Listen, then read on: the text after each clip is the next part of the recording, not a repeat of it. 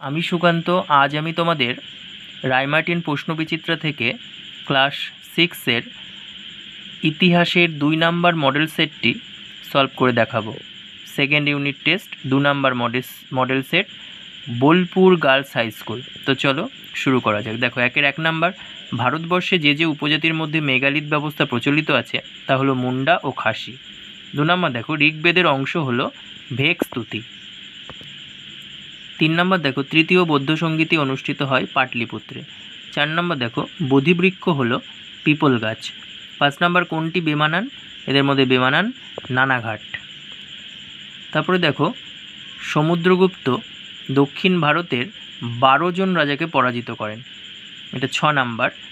আচ্ছা, তারপরে দেখো 7 নাম্বার, বজ্জী গণরাজ্যের রাজধানী ছিল বৈশালী।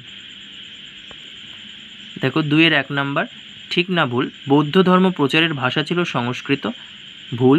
2 নাম্বার দেখো, শূন্যস্থান পূরণ করো। শকরাজ রুদ্রাদামনের সম্পর্কে জানবার সবথেকে গুরুত্বপূর্ণ শিলালেখ হলো জুনাগড়। 3 নাম্বার দেখো, সকলোত্তর পথনাথ কাকে বলা হয়? হর্ষবর্ধনকে। 4 নাম্বার দেখো, আদি বৈদিক সমাজের প্রধান সম্পদ কী ছিল? গবাদি পশু। 5 নাম্বার, জৈনদের শেষ 2 তীর্থঙ্করের নাম কি? পার্শ্বনাথ, মহাবীর।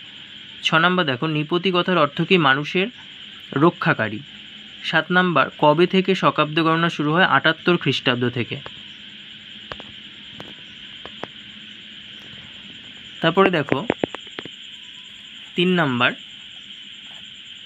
আচ্ছা 3 নাম্বার দেখো, 3-এর 1, ভারতীয় উপমহাদেশের জনপ্রিয় 2টি মহাকাব্যের নাম লেখো। এটা হবে রামায়ণ ও মহাভারত।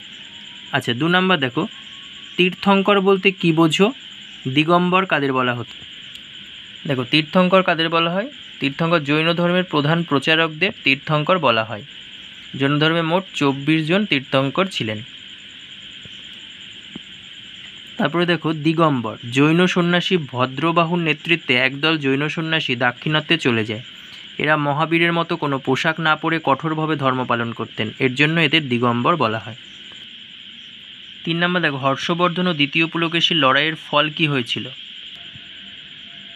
দেখে নাও, এখানে ভালো করে দেওয়া আছে, হর্ষবর্ধন ও দ্বিতীয় পুলকেশীর লড়াইয়ের ফল কি হয়েছিল। 4 নম্বর দেখো, কুষাণ কারা? এটা পাঠ্য বইয়ের 87 পেজে আছে, পড়ে নিও। 4-এর 1 নম্বর দেখো, টিকা লেখো ষোড়শ মহাজনপদ। এই যে ষোড়শ মহাজনপদ, দেখে নাও, শেষটুকু দেখে নাও, শেষটুকু দেখে নাও ভালো করে। 2 নম্বর দেখো, পঞ্চমহাব্রত সম্পর্কে লেখো। এই যে পঞ্চমহাব্রত, ভালো করে দেখে নাও। 4-এর 3 দেখো, কি কি কারণে মগধ শক্তিশালী মহাজনপদ হয়ে উঠেছিল? দেখে নাও, কি কি কারণে মগধ শক্তিশালী মহাজনপদ হয়ে উঠেছিল। 5-এর 1, অশোকের ধম্ম সম্পর্কে লেখো।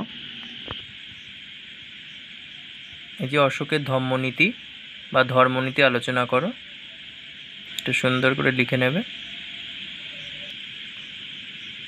5-এর 2, হর্ষবর্ধনের কৃতিত্ব আলোচনা করো।